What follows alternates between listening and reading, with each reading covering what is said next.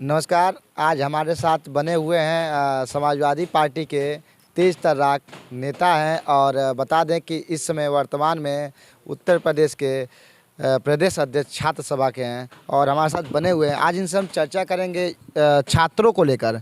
जो युवा अभी हाल ही में बिहार की वैकेंसी निकली और उत्तर प्रदेश से सबसे अधिक युवा जो हैं बिहार जाके नौकरी के लिए गए हैं, उस पर भी हम चर्चा करेंगे और देश की स्थिति जो चल रही है उस पर भी हम चर्चा करेंगे। सबसे पहले आपका स्वागत है। बहुत बहुत धन्यवाद आपका। सर, अभी हाल ही में बिहार में वैकेंसी निकली है। यूपी से जो लड़के हैं जाकर बिहार में नौकरी के लिए अप्लाई कर रहे हैं। क्या उत्तर प्रदेश में जो भाजपा सरकार है दावे कर रही है लगातार, इस पर क्या कहना चाहते हैं? देखिए, ये सही बात है। उत्तर प्रदेश की बहुत बड़ी आबादी है और हमें लगता है कि सबसे बड़ा प्रदेश है इस देश का। यहाँ सबसे ज़्यादा नौजवान ग्रेजुएट है, डिग्री ले लिया है, पढ़ लिख चुका है, लेकिन आज तक नौकरियों की स्थिति बहुत दयनीय रही है।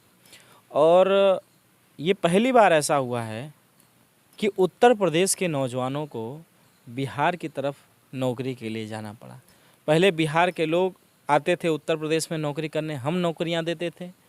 न जाने कहां कहां से लोग उत्तर प्रदेश में आते थे नौकरी के लिए। लेकिन ये दुर्भाग्यपूर्ण है उत्तर प्रदेश के लिए, उत्तर प्रदेश के नौजवानों के लिए, कि उन्हें अब डिग्री लेने के बाद बिहार की तरफ नौकरी करने के लिए जाना पड़ा है। ये भारतीय जनता पार्टी की फेल्योरिटी है, ये योगी सरकार का फेल्योरिटी है कि वो यहाँ के नौजवानों को नौकरी नहीं दे पा रही है। 2024 में वैकेंसी आया है उत्तर प्रदेश में सिपाही भर्ती को लेकर। क्या लग क्या रहा है कि ये युवाओं के लिए सोच को लेकर आया है या चुनाव को देखते हुए? देखिए, ये बिल्कुल साफ तरीके से आपको दिखता है कि ये चुनाव को लेकर ही भारतीय जनता पार्टी ने इस वैकेंसी को निकाला है। और वैकेंसी तो निकाल दिया और आनन फानन में जियो जारी कर दिया, लेकिन एज जो जिनकी कोरोना काल में जिन नौजवानों की एज बढ़ गई थी उनके लिए कोई रिलैक्सेशन नहीं था, कोई छूट नहीं थी। जब समाजवादी पार्टी के नेता राष्ट्रीय अध्यक्ष माननीय अखिलेश यादव जी ने जब इस बात को ट्वीट किया और सरकार से सवाल पूछा, तो सरकार के अधिकारियों ने और सरकार ने आनन फानन में उस जियो में इन नौजवानों को छूट देने का काम किया। और मुझे देखने को ये मिल रहा है कि जिस तरीके से वैकेंसी निकाली गई ये पहले भी हो चुका है। चाहे 19 का चुनाव हो, चाहे 22 का चुनाव हो, नौजवानों के लिए भर्ती उसी दौरान निकाली जाती है जब चुनाव 2 महीने 4 महीने में होना रहता है।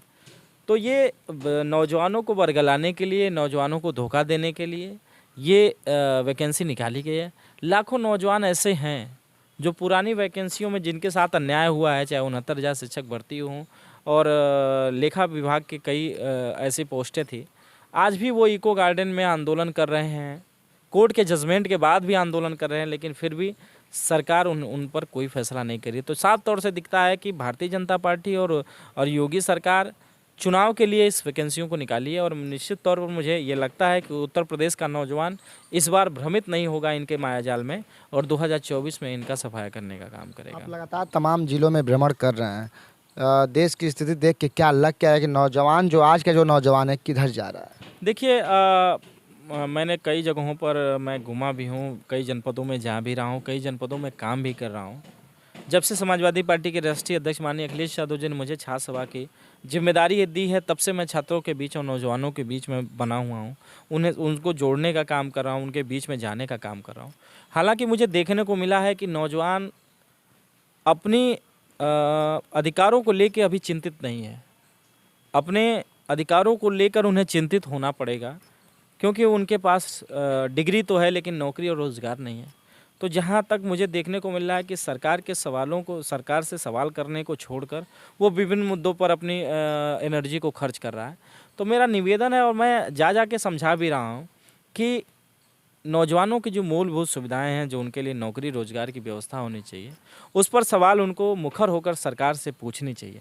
और जब वो सरकार से सवाल पूछेंगे तो निश्चित तौर पर सरकार को मजबूर होना पड़ेगा और उन्हें नौकरी रोज़गार देना पड़ेगा।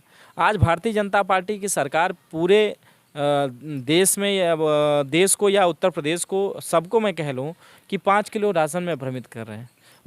वही 5 किलो राशन मुश्किल से 100-150 का आता है और उससे कहीं ज़्यादा सिलेंडरों को महंगा करके, तेल को महंगा करके और न जाने विभिन्न तरीके से वो आपके से कहीं ज़्यादा, दिए हुए पैसे से कहीं ज़्यादा पैसे वो आपसे अर्न कर ले रहे हैं, आपसे ले ले रहे हैं। फिर भी नौजवान आज भ्रमित है। इसलिए मैं निवेदन करना चाह रहा हूँ आपके माध्यम से कि नौजवानों को अपने मूलभूत मुद्दे पर सरकार से सवाल करना होगा। और समाजवादी छात्र सभा लगातार नौजवानों के बीच में जाके उनके मुद्दे को और उनके ताकत को ये समझाना चाहती है कि अगर आप जब जब नौजवानों ने किसी सरकार के खिलाफ खड़े होकर मुखर होकर सवाल पूछा है तो सरकार को झुकना पड़ा है, और जब जब नौजवानों ने अंगड़ाई ली है सत्ता परिवर्तन की तो बड़े बड़े तानाशाहों को उखाड़ फेंकने का काम किया और सत्ता को बदलने का काम किया है। धन्यवाद। तो ऐसा ही हमारे साथ जुड़े रहें। जनपद मऊ से विवेक चौहान की रिपोर्टिंग। धन्यवाद।